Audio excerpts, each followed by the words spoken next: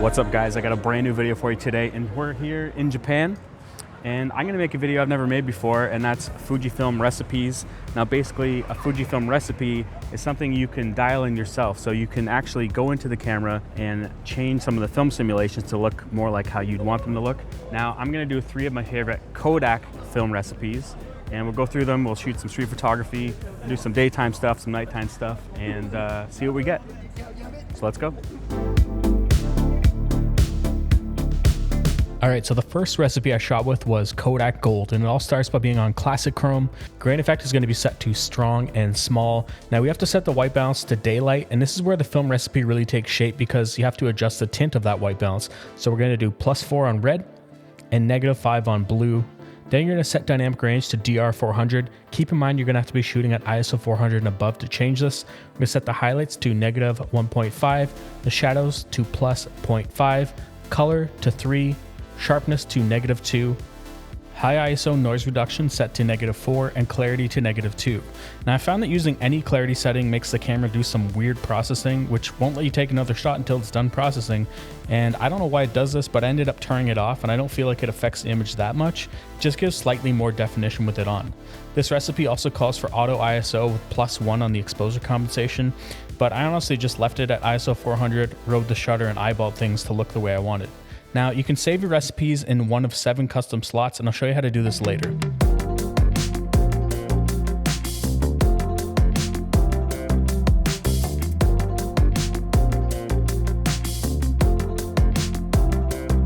Now I chose to shoot with Kodak Gold first because it looks amazing in sunny lighting. It has really nice, warm, pleasing tones, and you can use it in other lighting, but it looks the best on a sunny day. Now what I also love about these Kodak recipes is they really do look like authentic film, maybe more so than Fuji's own film simulations. But the ability to dial in your own level of film grain is another reason why Fuji cameras are the best for straight out camera JPEGs. That light, the light stream coming down through here. Like you get the layers. These colors and tones speak for themselves. Now I might try to recreate these so you can use them as Lightroom presets with other cameras, so let me know if that's something you'd like. Now the next recipe I switched to is Kodachrome 64. Now I'm not going to go through the menu and show you how to set all that up, but I will display the settings here so you can pause the video and try them out. I actually really like the look of Kodachrome 64. It has more contrast and saturation compared to Kodak Gold, while also still having a nice warm look. Now we ran out of time shooting during the day because I had other things I needed to be at, but we came back at night to shoot with Kodachrome 64, and I was blown away with how it looked. Now it could be that I'm just blown away with how awesome Tokyo looks at night, but this is some of the best street photography I've ever been able to capture.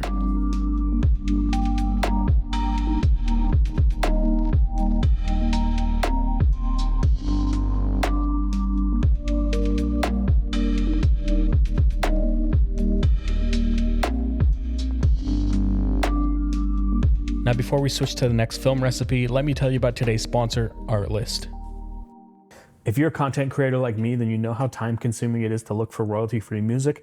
And I've been using Artlist for a while now for the music in my videos, and the selection has been great. I love how I can select a genre of music or even like a video theme, and it'll filter out the exact music I'm looking for. Not only do they have a massive selection of high quality royalty-free music, but they also have sound effects too. Sound design was important for the intro of this video, and I was able to find all the sound effects that I was looking for to build out my soundscape that I was trying to do, and I was able to dial that in, and I found exactly what I needed. They also have thousands of quality assets too, like stock footage, and I needed a drone shot of Tokyo for one of my transitions because I didn't bring a drone to Japan, and I found the perfect shot I was looking for. And if you need plugins or video templates, they also have you covered there as well. And I saw a really cool After Effects template they just added that was in collaboration with Luke Smile. And it's a really dope 3D animated text title template where he actually spray painted murals for the entire thing. So it has this really awesome, cool texture to it. So if you're looking for video templates or effects, there's lots to browse there. With Artlist, you're gonna have access to thousands of handpicked songs spanning every genre imaginable, as well as I said, high quality assets. So whether you're creating a YouTube video, a commercial, or Instagram Reels, I'm sure you're gonna find exactly what you're looking for. So make sure to give them a shot and sign up for a free trial at the link in the description, and I'm sure you're gonna find what you need. As I mentioned, you can save your recipes as custom presets, and there are 7 save slots. Super easy to save it, and you can also give it a name so you can remember which film recipe it is to make your life easier. I didn't name mine, but to access them you can set it up in the settings, or you can launch them right from the Q menu, which is super easy, top left, and you can scroll through them that way. Now the next film recipe is Portra400, and just like the last one, you can pause the video here and see the settings and try them out for yourself, and this is probably one of my favorite film recipes. This is definitely a more saturated looking preset. I'm keeping the ISO a little higher so I can have the shutter speed up a bit. That way I'm not getting any like crazy motion blur, because I'm just like snapping shots as fast as I can take them. Feels like it's starting to clear out a bit. I wonder why. It's okay, we can get some good compositions. Here's one right here.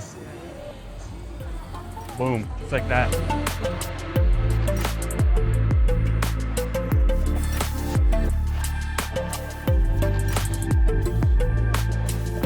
This is my advice as a non-street photographer.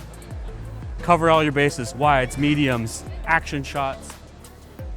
Obviously, it's better when you can get a proper composition, but when it's chaos like this, you just get what you get. Sometimes it turns out sick, sometimes it doesn't. There's a chance we don't even get on the last train. Yeah, man, the Portra400 in certain light, when it's like a yellow or a red light with a bit of like a fluorescent light, the fluorescent turns kind of like a greenish blue. Looks sick.